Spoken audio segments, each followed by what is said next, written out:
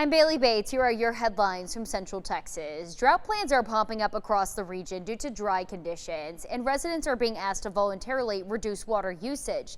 The Brazos River Authority declared a stage Drought 1 watch for most of our area, which prompted Fort Hood and Belton to activate a stage 1 drought plan. And Coppers Cove continues in its stage 1, but that's been in effect since last year.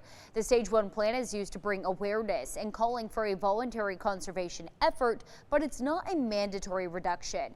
The Brazos River Authority says we've had 4 to 8 inches less rain than normal over the last 4 months in Central Texas. The overall reservoir system is still about 89% full, but they are asking residents to voluntarily cut water use by 5% before conditions can get worse. Rain chances are happening this week, and they could help some areas get out of the drought watch. Water Services Manager Aaron Abel shares that rain helps in some stages. First, the ground has to soak it up because the soil is so dry right now. After that, additional rain begins flowing into creeks and rivers, which then feeds the reservoirs like Belton Lake and Stillhouse Hollow Lake. Yeah, spring is the rainiest part of the year, and so hopefully we can get some rainfall and water in those streams and creeks and rivers to see the lake levels increase. But until then, we have to plan for the worst and hope for the best.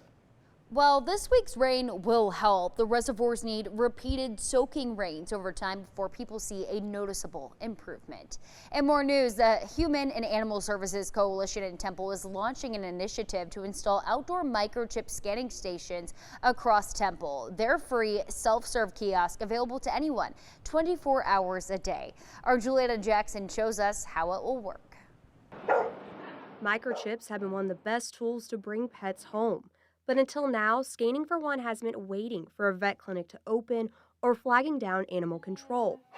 The Human and Animal Services Coalition in Temple wants to change that by installing a network of outdoor microchip scanning stations across the area. We want to start up here at the base of the neck and are slowly all of his body parts essentially back and forth, making sure the chip didn't migrate to a leg or an underside of his body, the back end. We want to make sure we scan him thoroughly. Amy Dixon says that number shows the chip's manufacturer, not the owner directly. From there, a finder would contact that manufacturer, who then connects them with the pet's family. As many as are microchipped and their information on their chip is kept up to date.